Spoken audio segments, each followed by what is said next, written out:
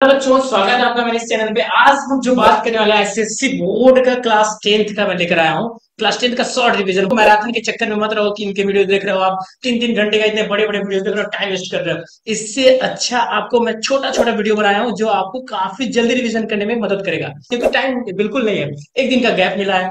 और ICSC board आपको पता ही है कि रिपीटेड क्वेश्चन ज्यादा आते हैं, बोर्ड के एग्जाम में क्वेश्चन सबसे ज्यादा आते हैं। ठीक है, आइए दिखाते हैं आप लोगों को क्या क्या मैं हर एक चैप्टर के कैसे तैयार किया हूँ। ठीक है, जैसे क्या कि हर एक चैप्टर से आप देख सकते हो, सारे चैप्टर का मैं इंपॉर्टेंट फॉर्मूला से लेके सारी चीजें मैं यहाँ पे ऑलरेडी बना लिया हूँ, ताकि आप लोग वीडियो बनाओ तो जल्दी से जल्दी सारी चीजें रिविजन करा सको। ठीक है, मैराथन के चक्कर में रहने की जरूरत नहीं है आपको। डायरेक्ट इन वीडियो को 5-5 मिनट 10-10 मिनट के वीडियो हर एक चैप्टर के हैं। ठीक है, इन वीडियोस को देखना और आपको फिर उसका कोई भी दिक्कत नहीं रहेगा। बाकी कोई दिक्कत होता है तो आप कमेंट में बताइए, हम उसका अलग से तुरंत वीडियो बना देंगे आज ही। हेलो बच्चा पार्टी, तो आज आइए चैप्टर स्टार्ट करते हैं। सबसे पहले चैप्टर हम लेते हैं अरिथमेटिक एंड ज्योमेट्रिक प्रोग्रेशन। ठीक है, सबसे पहला चैप्टर लेते हैं हम लोग अरिथमेटिक एंड चैप्टर नंबर 9 है, और इसको हम आपको बताते हैं सारा डिटेल से क्या क्या पढ़ना है। जल्दी जल्दी से देख लो एकदम बिल्कुल। ठीक है, तो इसमें क्या आपको करना क्या है, देखो दो फॉर्मूले, केवल दो फॉर्मूले इसमें देखना है। एपी की बात कर रहा हूं मैं, एपी में बस दो फॉर्मूले देखना। पहला फॉर्मूला ये है कि AP इक्वल टू क्या होता है, A plus n minus 1 into D. इस फॉर्मूले को बिल्कुल याद कर लो। और D फॉर क्या है, डिफरेंस है, मतलब दो टर्म के बीच का डिफरेंस होता है। और लास्ट टर्म अगर दिया रहता सेम फॉर्मूला, बस यहाँ पे L हो जाएगा। लास्ट टर्म अगर दिया रहेगा तो ये फॉर्मूला याद हो गया। अब दूसरा फॉर्मूला आपका क्या याद करना है कि ये सम का है, मतलब मान लेते हैं भाई कोई AP है 1 2 3 4 ऐसे ऐसे बढ़ रहा है। ठीक है, बढ़ रहा है, इनको जोड़ना, आपको जोड़ना है, तो उसका फॉर्मूला जो बनता है SN n/2 2a plus n minus 1 into D. देखो कोशिश करना, 2x स्पीड में देख सकते हो, चाहो तो 1x स्पीड में। पहले स्टार्टिंग में स्लो स्पीड में देखना, फिर फास्ट कर लेना। ठीक है, ताकि आपका रिवीजन जल्दी हो जाए। अब देखो एक्सरसाइज 10, अब यहाँ से एग्जाम्पल हम उठाते हैं एक्सरसाइज 20। एक क्वेश्चन आपको बताऊंगा, उसमें से सारा कॉन्सेप्ट इस चैप्टर का क्लियर हो जाएगा। ये वाले जो चैप्टर में स्टार्टिंग में देखो, स्टार्टिंग में तो आपको कोई क्वेश्चंस नहीं आते हैं। ये वाले जो स्टार्टिंग में जितने क्वेश्चंस होते हैं स्टार्टिंग में बिल्कुल आते ही नहीं है, कभी भी इस पेपर में कभी भी नहीं आए हैं। पेपर में जो आने के सबसे ज़्यादा चांसेस हैं वो आपका सीधे एग्जाम्पल नंबर 20, मतलब ये एग्जाम्पल नंबर 20 समझ। देखो इधर के बिल्कुल क्वेश्चन नहीं आ रहे, इसी से क्वेश्चन इधर से आ रहे हैं, तो हम जो क्वेश्चन आ रहे हैं उन्हीं को देखना, सिंपल सी बात है। तो क्वेश्चन एग्जाम्पल 20 स्टार्ट करेंगे, एग्जाम्पल नंबर 20। अब देखिए एग्जाम्पल नंबर 20 हमारे पास दिया हुआ k-3 2k + 1 एंड 4k + 3, तीनों लगातार कोई एपी की टर्म में। अच्छा, एपी की खास बात क्या होती है, कॉमन डिफरेंस बिल्कुल सेम होता है। तो यहाँ पे क्या होगा, k-3 पहला टर्म है, दूसरा टर्म है 2k + 1 और तीसरा टर्म है आपका 4k + 3। अब अगर एपी की खास बात करें एग्जाम्पल से, अगर आप समझो तो 1 2 3 सपोज करो एपी बढ़ रहा है, तो सबका कॉमन डिफरेंस सेम होता है। जैसे 2 में से 1 घटाओगे तो 1 ही आएगा, 3 में से 2 घटाओगे तो भी 1 ही आएगा, मतलब सब बराबर होते हैं। तो वही काम यहाँ पे भी करना है, 2k + 1 में से इस टर्म से इस टर्म में घटाना है, तो माइनस कर देंगे k-3। ठीक है, जो बराबर होगा इसमें से इसमें घटाने के। तो बस ये सवाल बहुत ही सिंपल है, ज़्यादा दिक्कत नहीं होने वाला है, ये थोड़ा एडजस्ट कर लेना। 2k + 1 ये हो गया। अब इसको सॉल्व करना, सॉल्व करने के लिए क्या होगा, 2k + 1, ये माइनस k, माइनस माइनस का हो जाएगा प्लस, इतना तो पता ही होगा बचपन से आप लोगों को, 4k + 3 माइनस 2k। ठीक है, और ये प्लस माइनस का हो जाएगा -1। अब क्या हो जाएगा, 2k और k में से घटेगा तो कितना बचेगा, k, और 3 1 कितना हो जाएगा 4। 4k में से 2k घटेगा तो 2k बचेगा, 3 में से 1 घटेगा तो कितना बचेगा, 3 में से 1 घटेगा तो 2 बचेगा। अब प्लस का होगा क्योंकि प्लस का साइन बड़ा है। अब इस k को उधर भेज दो तो माइनस हो जाएगा, है ना।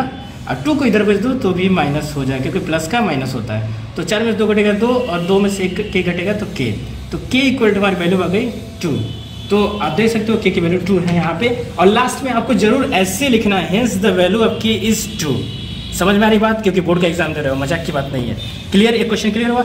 अब देखो दूसरा क्वेश्चन से हम क्लियर कर लेंगे ये वाला question, example number 13। Example number 13 start करते हैं बच्चों। देखो इसमें दिया हुआ, if the 6th term of an AP is equal to 4 times of its first term and the sum of the 6th term is 75। देखो कंफ्यूज हो गया ना, पता नहीं क्या क्या लिखा हुआ है, इसमें कुछ नहीं करना। देखो 6वां टर्म जो है equal to 4 times of first term, पहले टर्म से 6वें टर्म के 4 गुना बड़ा है। तो पहला टर्म हमारे पास एज यूजुअल आपको पता ही होता है, पहला टर्म AP का हम A ही मानते हैं, तो वहाँ पे लिख लेना let first term of AP is A। ठीक है, पहला टर्म A ही होता है। ठीक है, तो पहला टर्म आपका A हो गया, और 6 टर्म की बात कर रहा है, तो n इक्वल टू मतलब कर 6, तो हम टर्म निकालने के लिए फॉर्मूला क्या होता है, A + n - 1 इंटू डी।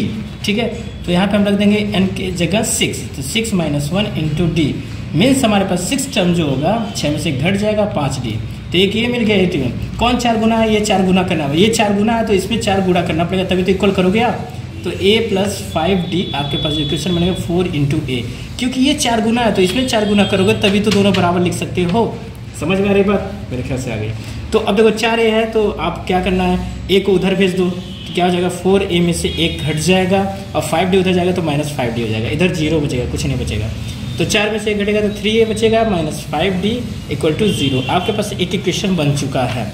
ऐसे ही इसमें इक्वेशन बनते हैं इस टाइप के क्वेश्चन में। अब देखो यहाँ पे देखो आपका क्या कह रहा है, sum of first 6 term is 75, first 6 term 75 दिया, मतलब S6 75 दिया हुआ है। अब हमारे पास फार्मूला सम ऑफ का फार्मूला लगाना है, क्या होता है बताओ, भूल गया ना, n/2 2a + n-1 into D, यही होता है फार्मूला। इक्वल टू कितना दिया हो 75 दिया हो। यहाँ से क्या क्वेश्चन बनेगा, यहाँ से क्या क्वेश्चन बनेगा, वही वाला इक्वेशन, दो अननोन आपको सॉल्व करना होगा। जो बच्चे समझदार होंगे पकड़ लिए होंगे, जो नहीं होंगे अभी चुपचाप देख रहे होंगे वीडियो को, बाकी स्किप कर सकते हो जो समझ गए होंगे। n-1 6 टर्म है ना, तो 6 टर्म एस n की जगह पे 6 रखेंगे, ठीक है, और ये हो जाएगा d = 75। इसको सॉल्व करने का तरीका क्या है, 2 × 2 2 3 6 3 से हो जाएगा, और 6 में से 1 घटेगा कितना बचेगा बताओ, इतना तो पता है ना, 5d नहीं बोल पा रहे हो कमेंट में, कुछ नहीं आता। 3 × 2 = 6 से 15d = 75। अब देखो यहाँ पे 6 से 15d अगर कट रहा हो तो कट सकते हो, 3 से कट रहा है, देखो 3 × 2 = 6 5 और 3 × 2 = 6 1 5, तो आपके पास बचेगा 2a + 5d। अगर कटता है तो काट लिया करो, पहले भी वीडियो में बता चुका हूँ। तो देखो ये एक इक्वेशन ये, एक इक्वेशन ये है, दो इक्वेशन है, दो अननोन है। आपको सॉल्व करने का बहुत अच्छे से आता है, नहीं आता तो इसको मैं बता देता हूँ। आप क्या कर सकते हो, दोनों में से कोई भी इक्वेशन को दोनों को जोड़ सकते हो, ठीक है। तो ऐसे लिख देना, adding equation first and equation second. अब जैसे ही जोड़ोगे तो आपका आंसर आ जाएगा फटाक से, डी की वैल्यू या ए की वैल्यू, कोई एक की वैल्यू तो आ ही जाएगी। फर्स्ट इक्वेशन को लिख लो, सेकेंड इक्वेशन क्या हमारे पास 2a + 5d = 25, ठीक है। अब जब जोड़ोगे आप तो क्या जाएगा, ये तो कट जाएगा सीधे, 3 2 कितना जाएगा 5a = 25, तो a = आ जाएगा 25/5, क्योंकि 5 मल्टीप्लाई उधर जाएगा तो डिवाइड होगा, 5 × 5 5, तो आपके पास a की वैल्यू आ गई 5। और जैसे ही a की वैल्यू आ गई तो आप किसी भी इक्वेशन में पुट करके आप d की वैल्यू निकाल सकते हो। तो इसको आप खुद करके दिखाना, कमेंट में मुझे बताना कितना आपका आंसर आ रहा है। a की वैल्यू तो आ गया, बाकी इसी क्वेश्चन को आप 2-3 बार लगाओ, आपका पूरा चैप्टर हो जाएगा क्लियर। समझ में आ रही बात? अब अगला पढ़ेंगे GP. Thank you so much.